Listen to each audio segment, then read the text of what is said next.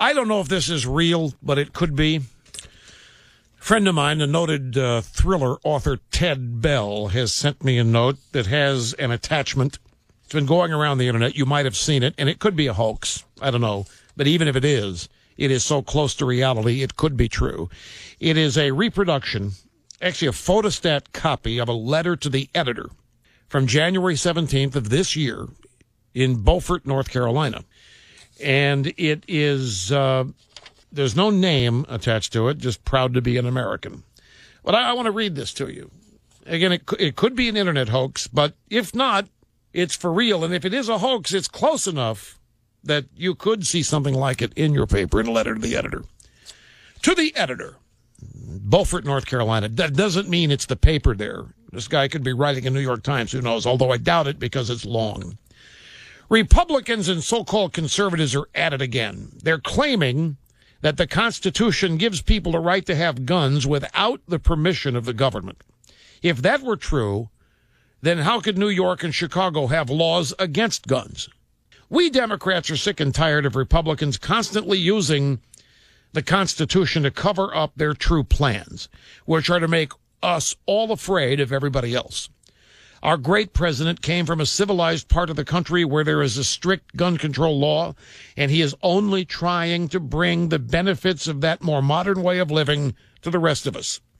I don't know the exact statistics, but I'm quite certain that Chicago is a lot safer than Morehead City when it comes to gun violence.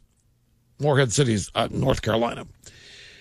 But do Republicans and conservatives listen to the voice of reason? No, of course not. All they want to do is whine and complain about how gun control and wealth distribution violate the Constitution, as if the Constitution were all that great anyway.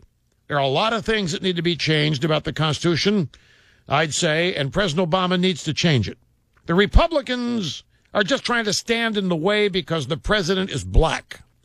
They even dared to question whether he was born in this country. And I think all it demonstrates that the Constitution needs to be amended when it comes to the qualifications for being president.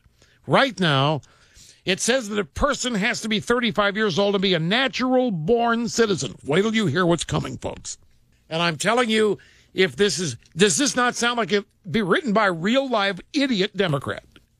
Wait till you hear what's coming next. This person's upset with the constitutional requirement for the presidency that you have to be at least 35 and be a natural-born citizen.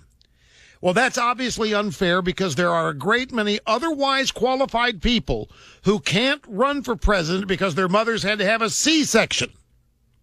But because the Constitution was written 100 years ago, nobody even thought of the discrimination that would result from a doctor having to deliver a baby in this unnatural way. Now that we Democrats are in control of the government, that's just one more thing that we should change in our drive to make life fair. Please withhold my name because I don't want to get crank calls. Proud to be a Democrat. So, according to this wizard in Beaufort, North Carolina, if your mother had you via C-section, you are SOL, baby. You can't be president because that's not natural born.